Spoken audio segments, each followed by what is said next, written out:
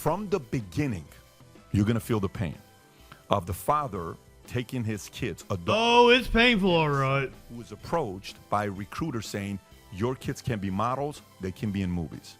Put the kids in the room, and the girl says, come back to pick them up at 7 o'clock. He says, what do you mean? Come back to pick them up at 7 o'clock. He leaves, comes back 7 o'clock, no one's there. It's disturbing, it's emotional. Well, that was fucking dumb. That's how the movie starts. Well. The entire plot falls apart if the parents just had like 2 fucking brain cells now, doesn't it? Don't leave your kids all day with strangers that you don't fucking know. That's goddamn dumb. I didn't want to have to talk about it, but it's like right-wing media, like, makes you have to discuss things. Apparently, there's a new blockbuster movie taking the country by storm.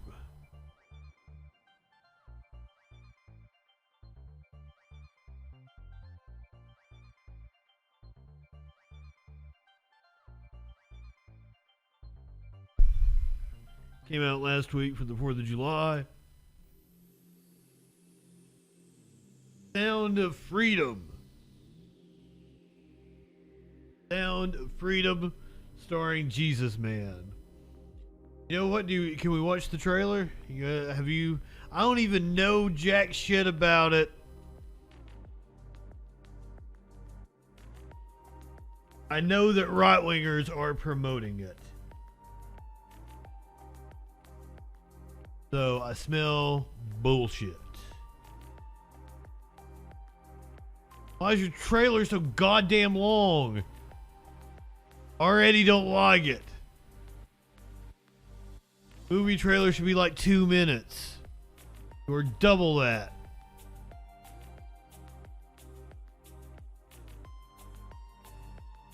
How many pedophiles you got? 288. Wow. We're coming in hot, guys. How many kids you found?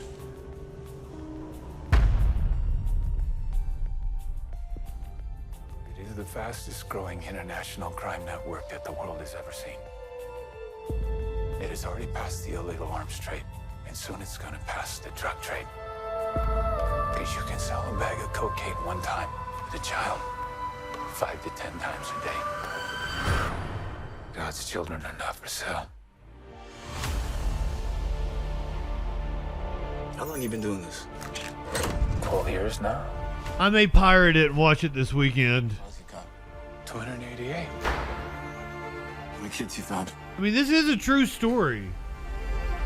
I know about this organization. Por rescatar niños, ¿verdad? Puedes ayudarme a encontrar mi hermana. Te lo prometo. For Homeland Security, you know we can't go off rescuing Honduran kids in Colombia. Which means she'll disappear for good. Imagine walking into her room right now. The issue What we do. is the politicization of the issue. And you go and rescue those kids. The issue is the politicization of the issue. So at this moment, she could be a block down the road, or she could be in Moscow, Bangkok, LA. We would have to be kick only, PP girl. Major operator. It's all rebel territory. No one goes in. Not the army, not the police, not us. What if this was your daughter? There's no Marine unit coming. You're on your own. This job tears you to pieces. And this is my one chance. I'm kind of already bored. It's back together. When God tells you what to do, you cannot hesitate.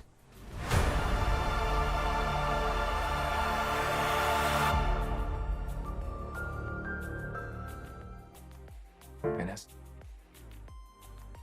So, there's like an interview with old Jesus man afterwards. So the reason why they're shilling this so hard is because they want to paint the picture that there's pedophiles everywhere.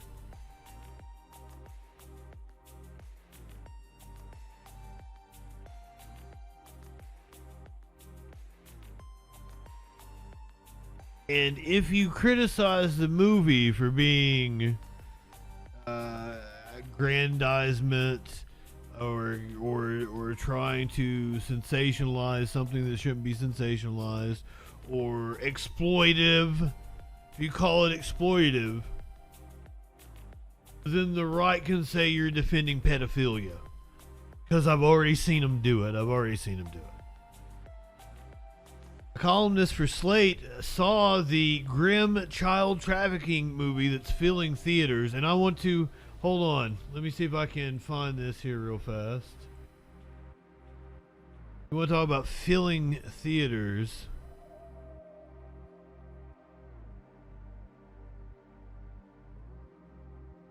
Oh shit, I don't have the ad. I should have took a screenshot of it. God damn it. Can I go to the post? Here we go.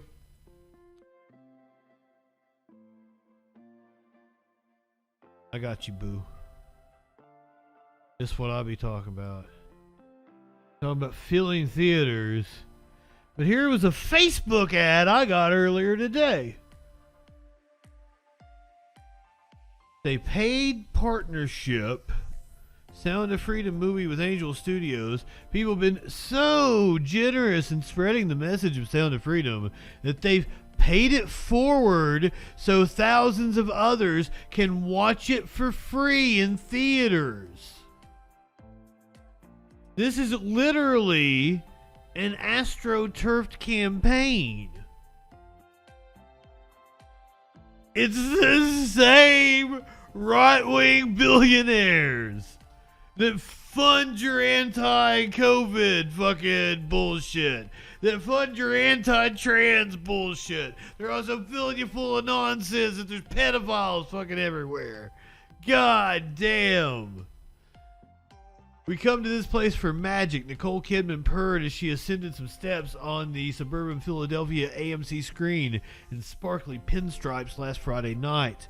The audience toted jumbo buckets of popcorn and trash can-sized sodas as if they were sitting down for the latest franchise blockbuster, but they'd come for something else. Despite Nicole Kidman, yeah, that makes sense. Despite pulling in much hyped $40 million in its first 7 days, Sound of Freedom isn't one of Hollywood's summer smashes. In fact, it's been marketed to the people in that theater and elsewhere as the antithesis of movie industry escapism, not just counter-programming, but a comeuppance. Sound of Freedom, which stars Jim Caviezel as the controversy-plagued anti-child trafficking crusader Tim Ballard, was completed in 2018 and set up for release by Fox the following year, until Disney bought the studio and shelved the movie. It certainly wasn't the only casualty of the acquisition, but the movie's supporters have been encouraged to see something more insidious in its sidelining than a shift in a... it's all making sense now. These nuts. Welcome, my friend. Sound of Freedom, which stars Jim Caviezel as the controversy-plagued anti-child trafficking crusader Tim Ballard, was completed in 2018 and set up for release by Fox the following year until Disney bought it and shelved it. Surface, the movie, directed by Alejandro Gomez Monteverde, and I might have fucking nailed that one, is a straightforward search and rescue thriller in which Ballard, a special agent at the Department of Homeland Security, goes rogue to free a young girl from the clutches of a Colombian sex trafficking ring.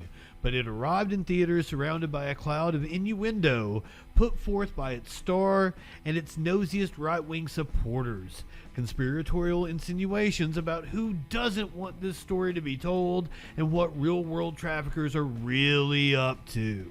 The pedophiles and child traffickers in Sound of Freedom are sweaty, sharp-toothed deviants, as they've been depicted in movies as far back as Fritz Lang's M, nearly a century ago. But the movie darkly hints that there are more well-connected and outwardly respectable variants out there willing to pay six figures and up for what Caviezel's character, who poses as a businessman trying to set up a high-end members-only club for child rapists, calls a little pedo action. Although the movie makes no reference to QAnon or its associated conspiracy theories, which only began to leak into the mainstream the year before it was completed, Caviezel has been enthusiastically using his press tour to profess his belief in an international black market where a barrel of children's body parts goes for 1,000 times the price of oil. There is a child trafficking ring. There is not a ring where a barrel of children's body parts goes for 1,000 times the price of oil.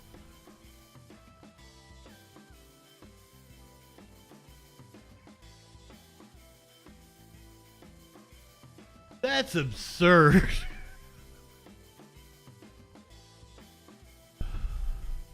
Ballard himself has circulated wild and unsupported figures about the extent of the sex trafficking industry, including the claim that 10,000 children are smuggled into the U.S. for sex every year, which was picked up and used as a campaign talking point by Donald Trump. Trump also made Ballard the co-chair of a State Department Advisory Council on Human Trafficking. Since leaving DHS, Ballard and his Operation Underground Railroad have conducted raids and sting operations like the one shown in Sound of Freedom, often captured on video for use as promotional material. But his gung-ho methods are frowned upon by longtime anti-trafficking activists who see them as ineffectual and even counterproductive. According to Foreign Policy, a group of Dominican girls are rescued in 2014, were released without rehabilitation or support a few weeks later. Meg Conley, who accompanied Ballard on that raid, wrote for Slate in 2021 about her experience and reported that anti-trafficking work, the kind that really works, doesn't have an immediate satisfaction. It's slow and steady. There are no starring turns. In 2020, Vice concluded from an extensive investigation of Ballard and R that the specific stories the group told of liberating children from sex traffickers were intensely cinematic, bold, heroic, and extremely difficult to fact-check. That sounds correct.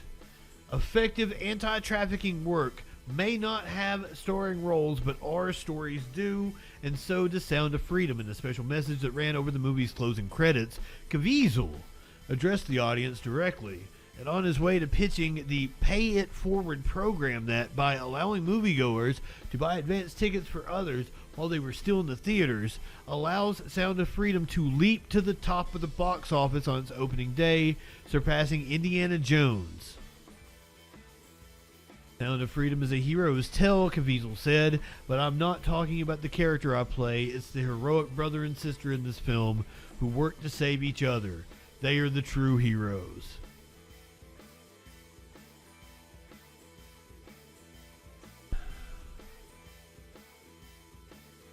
Let's hear about why Hollywood doesn't want us to watch Sound of Freedom. That sounds like a fun time, right? Here is Patrick Bet David. Next topic, Sound of Freedom. Have you seen the movie yet? So a lot of people have asked me this. Yeah. As a new mom, I don't think I can emotionally handle it, just Okay, because of the that's fair. subject matter. And I cry during Pixar movies. I'd be a total mess. Well, have you seen Elemental? Yes, I did get it. I didn't even like the movie. I got teary-eyed. I'm very, very Okay. easy. So I saw the movie. So here's what happens. We're in Bahamas, and we're trying to find a movie theater to go see this. We can't find it. Finally, Ticron finds the movie, and we're like, shit, we're going with 25 of us, and the kids want to watch Indiana Jones. What do we do? So Indiana Jones is playing at 1 o'clock. Sound of Freedom's playing at 2 o'clock. Good news, Indiana Jones is a 2.5-hour movie, which is great because we got like a 30 minutes. So we go into Indiana Jones. We're watching Indiana Jones, and then me, Matt Sapala, Sheena, Ticron, we sneak out, and we go to watch Sound of Freedom. We're sitting there. I'm not high enough for this shit. From the beginning, You're going to feel the pain of the father taking his kids, adult, Oh, it's painful, all right. who is approached by recruiters saying, your kids can be models, they can be in movies. He says, tonight, audition is at such and such time. Today, tomorrow's audition is such and such time. Father dresses in a suit, takes him to this room, and he takes the kids there. They're excited. Put the kids in the room, and the girl says, come back to pick them up at 7 o'clock. He says, what do you mean? Come back to pick them up at 7 o'clock. He leaves, comes back 7 o'clock. No one's there. Yeah, parents don't ever do that. Yeah. By the way, it's disturbing. It's emotional. Well, that was fucking dumb.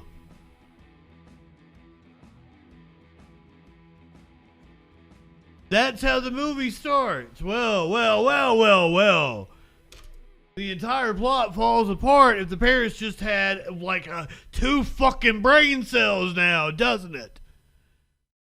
Don't leave your kids all day with strangers that you don't fucking know. That's goddamn dumb. Oh, wow. It's tough. It's painful. But man, it totally took Patrick Bet David for a ride there. Because this dumb motherfucker would take his kids and leave them with somebody. God damn. That's... I always say right-wingers are morons.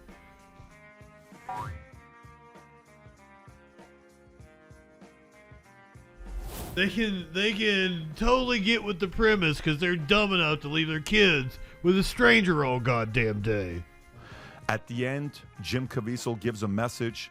When the movie ends, 3 minutes later, he's given a message, profound message that you have to watch.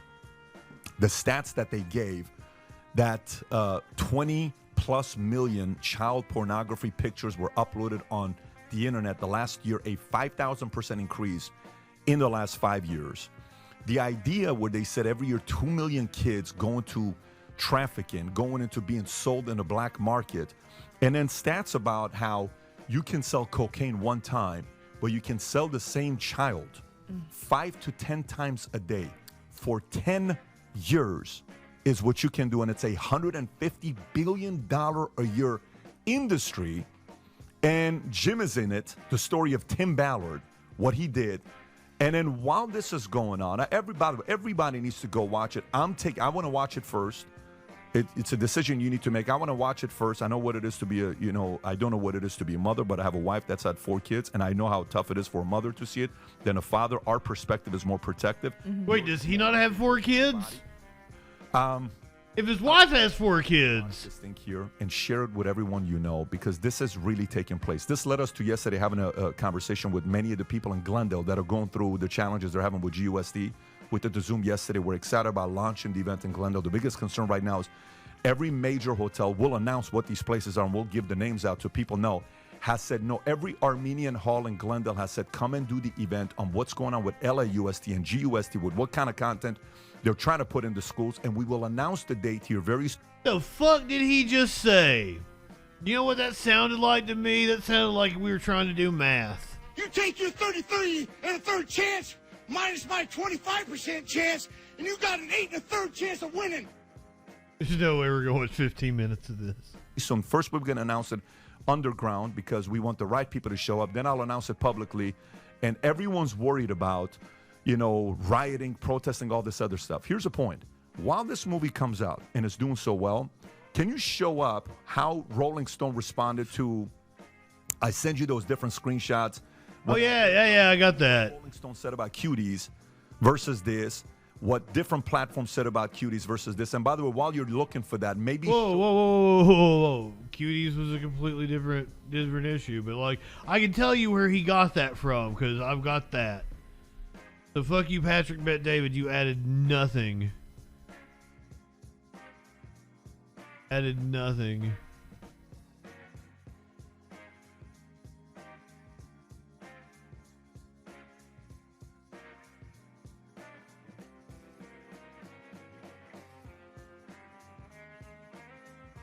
God damn it.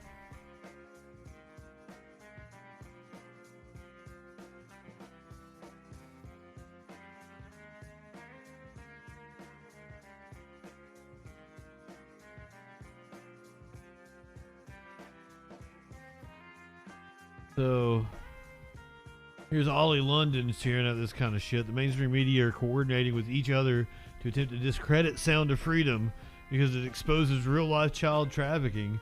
These outlets want to hide the truth. Washington Post, Rolling Stone, Media Matters, Jezebel, The Guardian.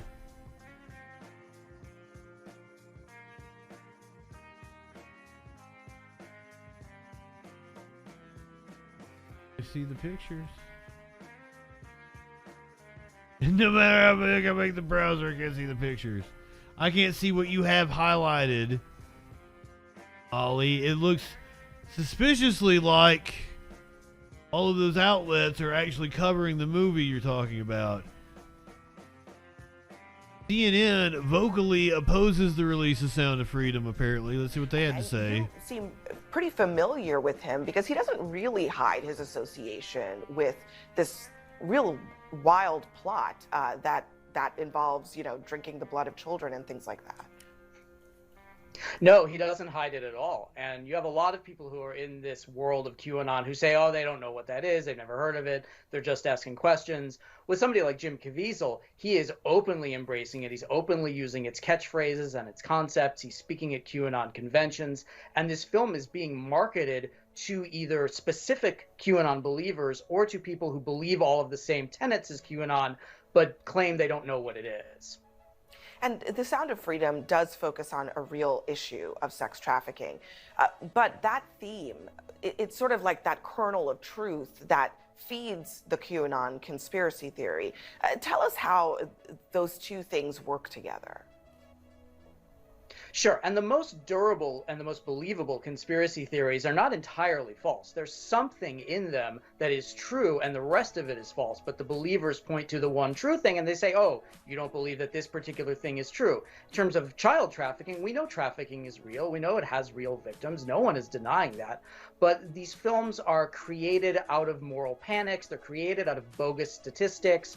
They're created out of exactly fear. And with something like Sound of Freedom, it specifically is looking at QAnon concepts of these child trafficking rings that are run by the high-level elites and only people like Tim Ballard and only people like Jim Caviezel and by extension only people like the ticket buyer can help bring these trafficking rings down. So there's a very participatory element. You're not just going to see a movie, you're just killing 2 hours on a hot day. You are helping bring down these pedophile rings and save children. Now, it's not true, but it's a very comforting and it's a very warm feeling to have.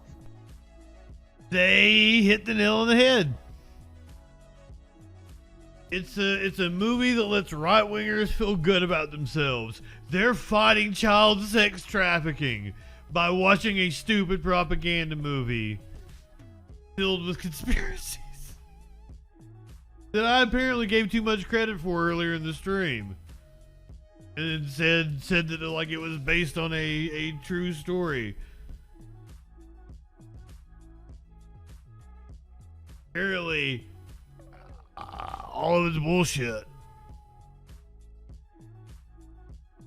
And after I hear the opening, like I'm inclined to believe that. Do you want to hear what the filmmaker had to say himself on Fox News? Listen to this and have you respond. Films are created out of moral panics. They're created out of bogus statistics. They're created out of fear. And with something like Sound of Freedom, it specifically is looking at QAnon concepts of these child trafficking rings that are run by the high-level elites and only people like Tim Ballard and only people like Jim Caviezel and by extension only people like the ticket buyer can help bring these trafficking rings down. Do you want such a salient point? Yeah, as that guy's talking, and he's nobody's hero, by the way. I can't imagine any kid looking at him thinking he's going to help them out. But I think of the children that are really depicted in that film. I know what happened to them. Those children were the subjects of child rape videos. Those children were being sold for sex. In total, you see over 120 kids actually are rescued in the story that's being depicted. Even if the movie doesn't get into all of them. These are real kids. I see them. I'm still friends with them. So it's embarrassing and frankly grotesque for this guy who knows nothing to start throwing out terms like QAnon and connecting it to a real story. I mean, they're not even thinking about it. So what are they thinking about? Are they're they thinking about trying to pro-sex trafficking? Children? See? It's like they're pro-sex trafficking. Like, leave the industry alone. That's how it feels to me. It feels like there's some other agenda, because why do this? There's that one scene in the movie. These people are fucking evil. Picking out what little boy or what little girl he wants to take into, but I just can't even talk about it, but to take away, and we know what's going to happen to that child. Does that really happen, and how often does it happen? Well, this is happening all the time. There are 6 million children, believe it or not, according to the Department of Labor, Department of State, who are stuck in slavery of one kind or another. Either it's sex, labor, or organ harvesting. I mean, organ harvesting, we've been taking down several. The Department of Labor? Where they take little babies and use them that way. And so we see everything, and the film.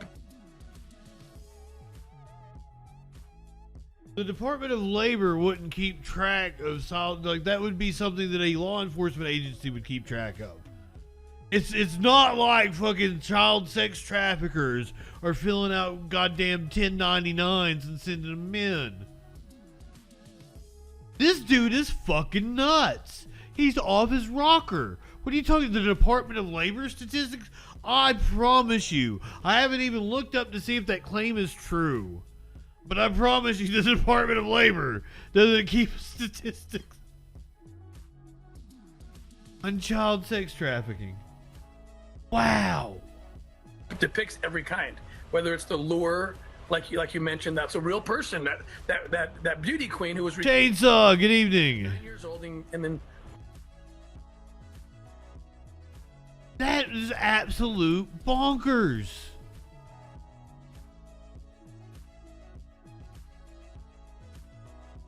Ballard, who noted that more than 100 individuals wound up being rescued, added that it is embarrassing and frankly grotesque for this guy who knows nothing to start throwing around terms like QAnon. Oh yeah, we heard that part. So that's Mr. Ballard.